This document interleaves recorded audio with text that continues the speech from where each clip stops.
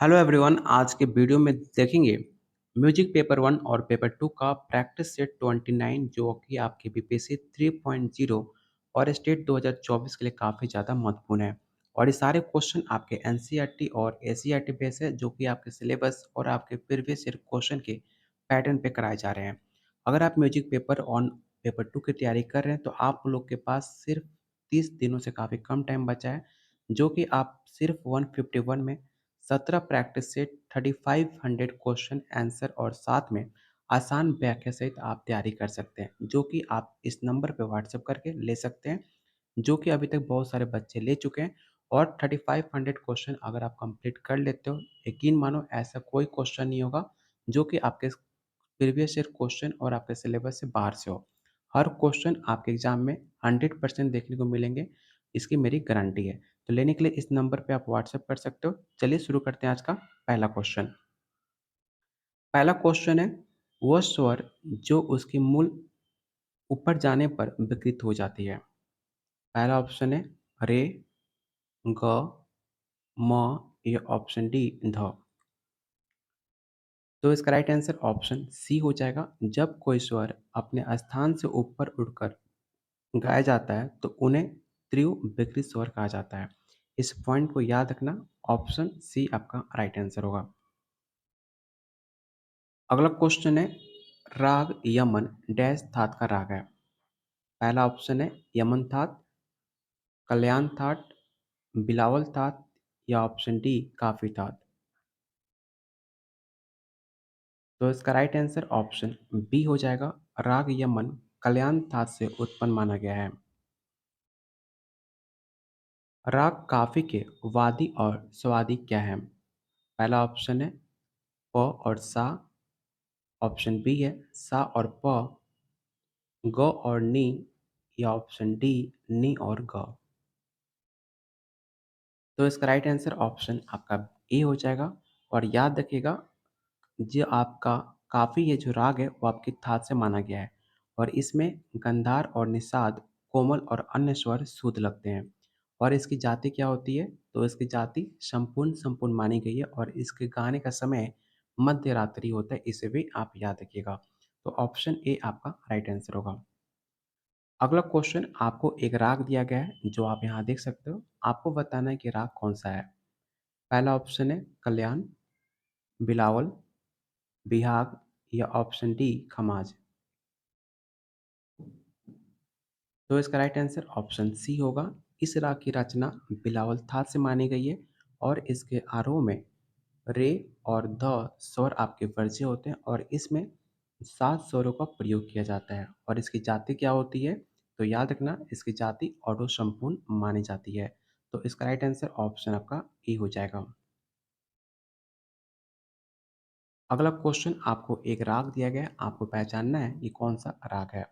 राग को अच्छे से पढ़िए और बताइए ये राग कौन सा है। पहला ऑप्शन है भैरव, पूर्वी, दरबारी या ऑप्शन डी तोरी।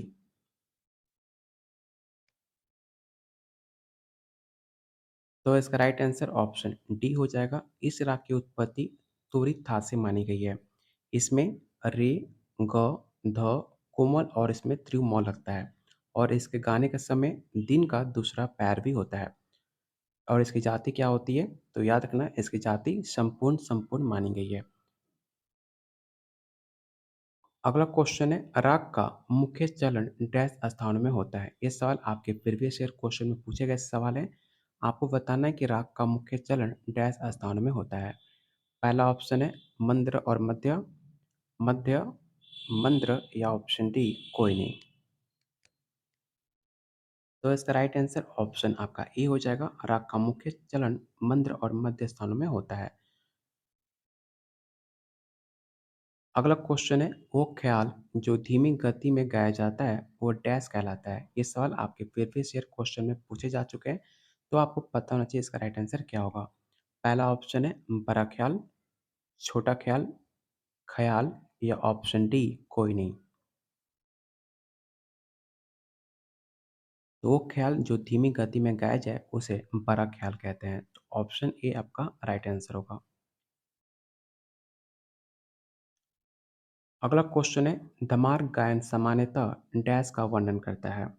भक्ति का, होली का, या ऑप्शन सी भगवान कृष्ण के नाटक का, या ऑप्शन डी कोई नहीं?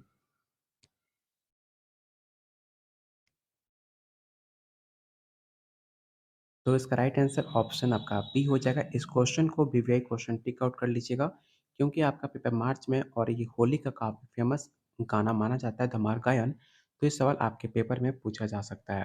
तो ऑप्शन बी आपका राइट आंसर होगा। ज़्यादातर ठुमरी इन चारों रागों में एक में नहीं गाया जाता। आपको बताना है कि ठुमरी राग किस समय गाया नहीं जाता। पहला ऑप्शन है काफ़ी, झिंझोटी, ब्रावा, या ऑप्शन डी ललित। तो इसका राइट आंसर ऑप्शन डी हो जाएगा। ठुमरी ललित राग में नहीं गाया जाता। इसमें भाव और सौंदर्य की अधिक महत्व दिया जाता है।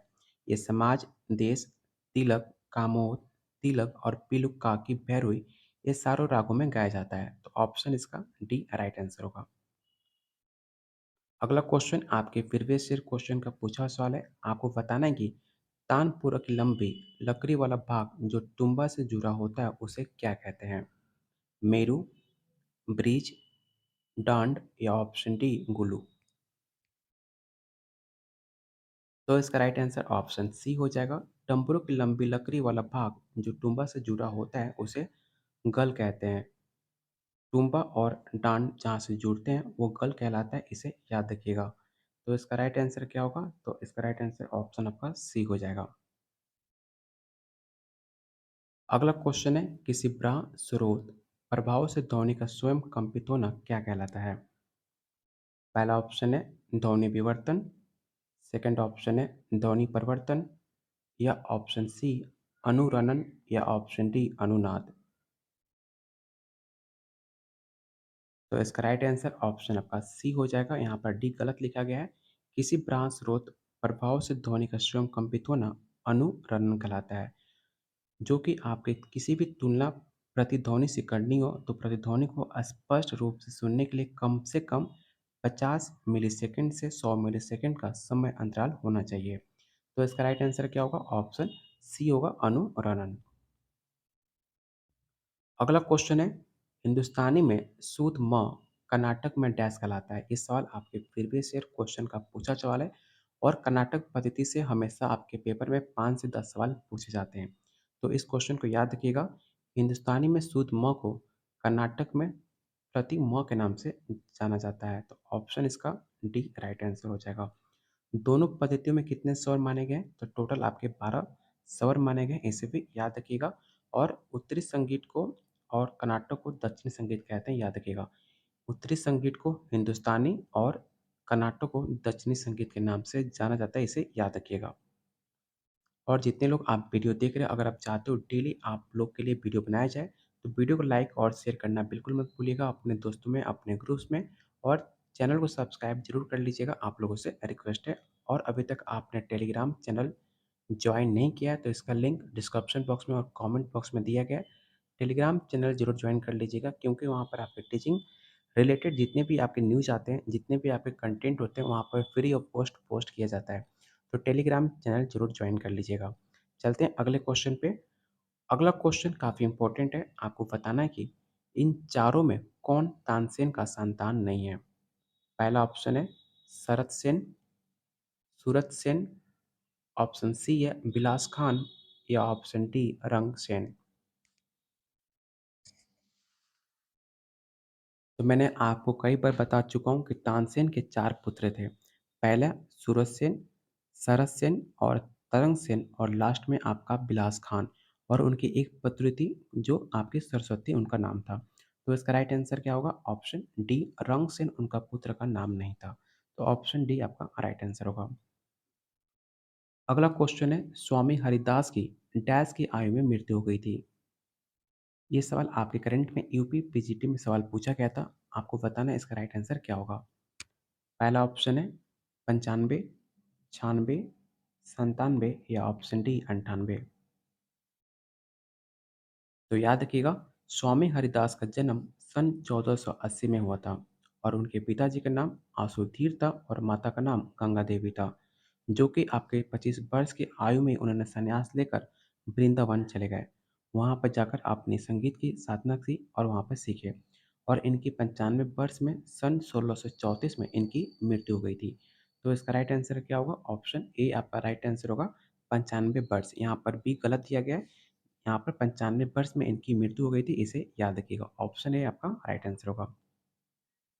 अगला क्वेश्चन सेम पैटर्न पे सवाल पूछे गए हैं और आप देख सकते हो मैंने इसलिए कहा कि आपके पेपर में सेम पैटर्न पे क्वेश्चन रिपीट होते हैं, इसलिए मैंने कहा कि 35 क्वेश्चन काफ़ी इंपॉर्टेंट है आपके एग्जाम के लिए। क्वेश्चन क्या है?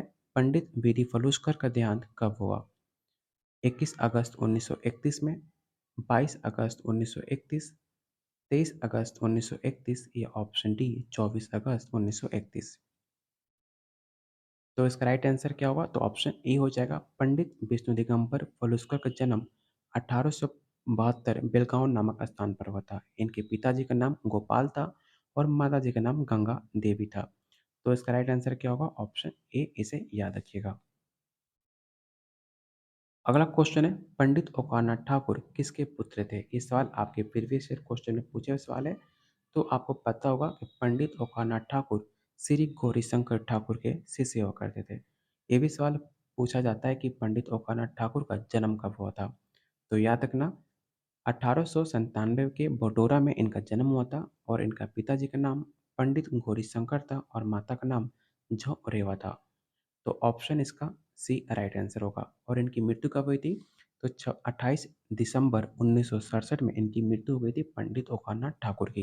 ये सारे फैक्ट्स आप याद रखिएगा। सिर्फ क्वेश्चन आंसर याद करने से आपका पेपर क्लियर नहीं होगा। जब तक आप एक एक पॉइंट को लाइन से नहीं पढ़ोगे तो आपकी तैयारी कंप्लीट नहीं मानी जाती है, क्योंकि मैक्सिमम क्वेश्चन आपके इन्हीं पॉइंट से मिलकर बनते हैं आपके पेपर में। इसलिए आप सिर्फ आंसर याद मत करो, बाकी हर एक पॉइंट को आपको डिटेल में पढ़कर इसका एक अलग नोट बनाना पड़ेगा। तब जाकर आप पेपर 100% आप तैयारी आपकी मानी जाती है। तो इसका राइट आंसर ऑप्शन आपका सी हो जाएगा। अगला क्वेश्चन है ब्रिदेसी डैश द्वारा लिखा गया है। पहला ऑप्शन है भरत, लोचन, मातंग या ऑप्शन डी ओवल। तो इसका राइट आंसर ऑप्शन आपका सी हो जाएगा। अगला क्वेश्चन काफ़ी इंटरेस्टिंग और काफ़ी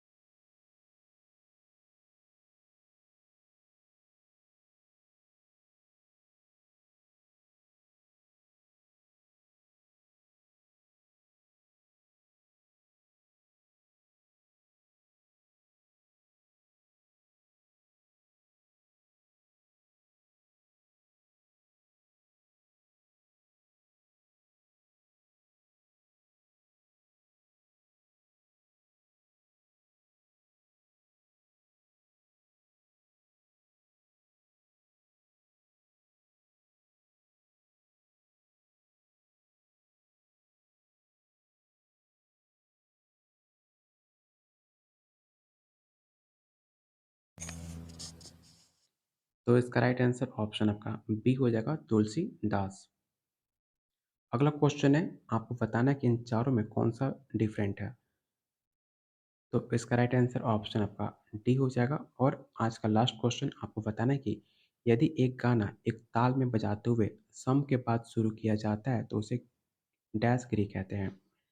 पहला ऑप्शन है सम, विषम, अतीत या ऑप्शन डी अनागत।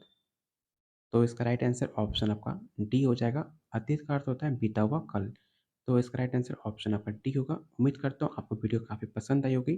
तो वीडियो को लाइक और शेयर करना बिल्कुल मत भूलिएगा। अगर आप इसका प्रैक्टिस सेट लेना चाहते हैं तो सिर्फ 151 में आपको 17 प्रैक्टिस सेट, जिसमें आपको 3500 क्वेश्चन आंसर और आपने देख लिया कितने आसान भाषा में आपको समझा कर दिया जा रहा है।